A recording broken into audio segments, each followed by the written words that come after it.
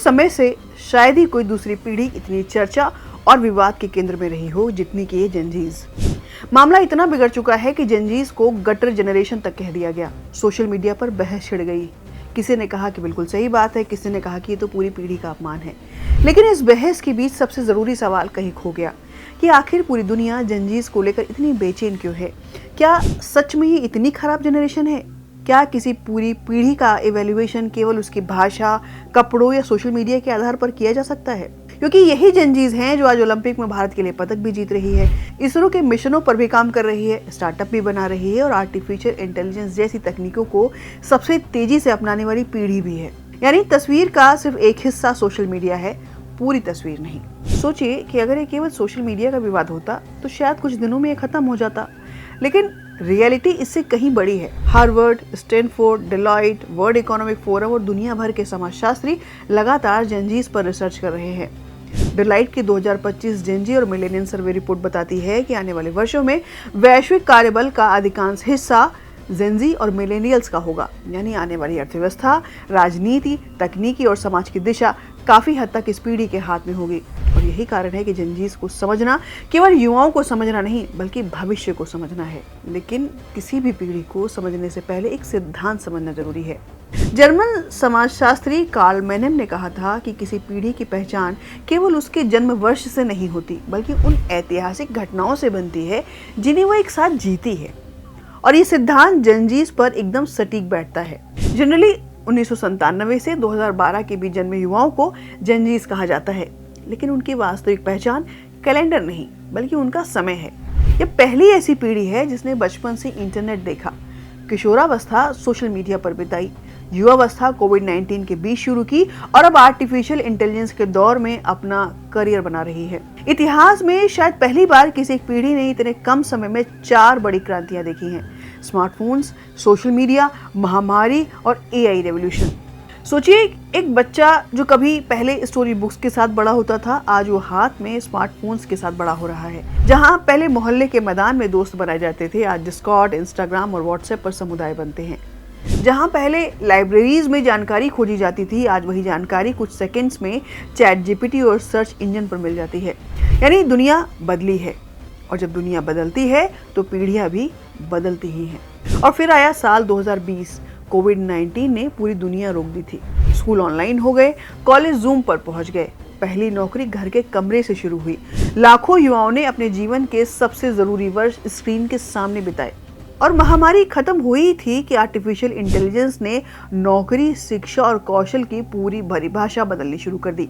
यानी जिस उम्र में पिछली पीढ़ियां स्थिरता खोज रही थी, उसी उम्र में जेनजीज लगातार अनिश्चितता से जूझ रही थी।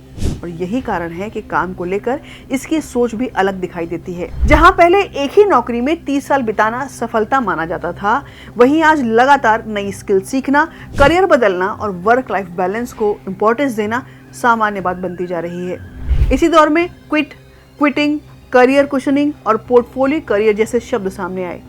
इन्हें अक्सर आलस्य कहा जाता है, लेकिन वर्ल्ड इकोनॉमिक फोरम का मानना है कि इनके पीछे बर्नआउट, बदलता कार्यस्थल और मानसिक संतुलन बनाए रखने की कोशिश भी एक महत्वपूर्ण कारण है। डेलॉइट के सर्वे में बड़ी संख्या में जेनजीज प्रतिभागियों ने कहा कि वे केवल वेतन नहीं बल्कि सम्मानजनक कार्य संस्कृति, मानसिक स्वास्थ्य और उद्देश्यपूर्ण काम को भी इम्पोर्टेंस देते हैं। लेकिन इस कहानी का एक दूसरा पहलू भी है। जेनजीज पर सबसे बड़ा आरोप केवल उसके काम करने के तरीके को लेकर नहीं है बल्कि उसकी भाषा और व्यवहार को लेकर भी लगाया जाता है।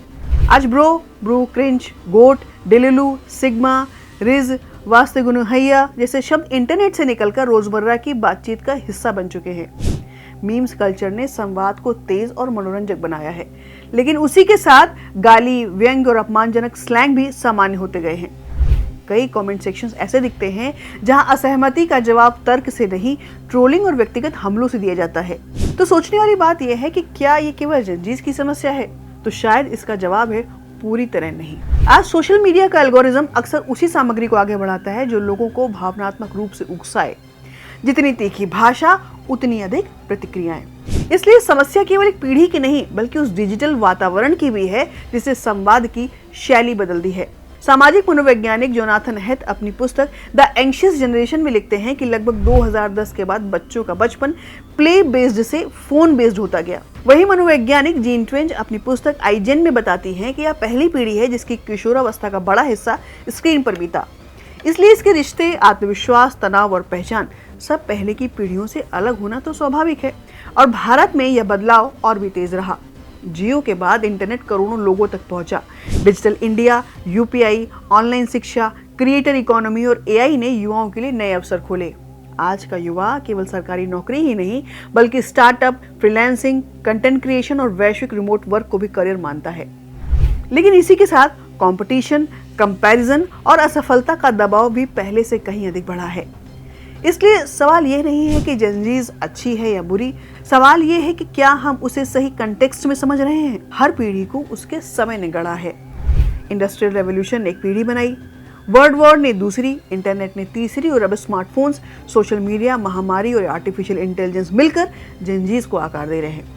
इसलिए किसी पूरी पीढ़ी को लेजी, स्नोफ्लेक या गटर जनरेशन कह देना आसान है, लेकिन शायद यह सच नहीं है, केवल अधूरी कहानी है। क्योंकि पीढ़ियां अपने आप नहीं बदलती, उन्हें समय बदलता है, तकनीकी बदलती है, समाज बदलता है।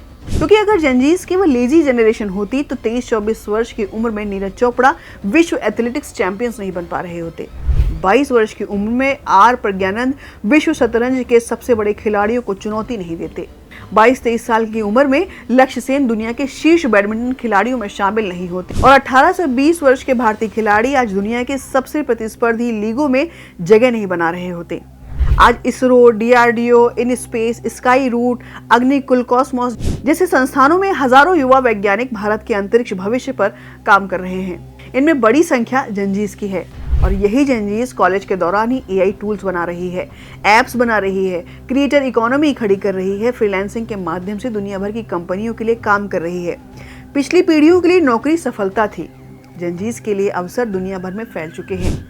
और चैट जीपीटी के आने के बाद तो जिस तकनीक को बहुत से लोग समझने की कोशिश कर रहे थे, उसी तकनीक को सबसे पहले अपनाने वालों में ये जेनजीज ही हैं। और यही कारण है कि माइक्रोसॉफ्ट, गूगल, एनवीडिया जैसी कंपनियां एआई स्किल्स पर सबसे अधिक निवेश युवाओं में कर रही हैं। जेनजी पहली ऐसी पीढ़ी है जिसने दुनिया को केवल बदलते हुए नहीं देखा, बल्कि हर कुछ वर्षों में खुद को बदलना भी सीखा। इस पीढ़ी ने स्मार्टफोन सीखा, पेंडेमिक झेला, ऑनलाइन एजुकेशन अपनाई, एआई सीख रही है और शायद इसी वजह से यह पीढ़ी स्थिरता से ज्यादा अडेप्टेबिलिटी पर भरोसा करती है।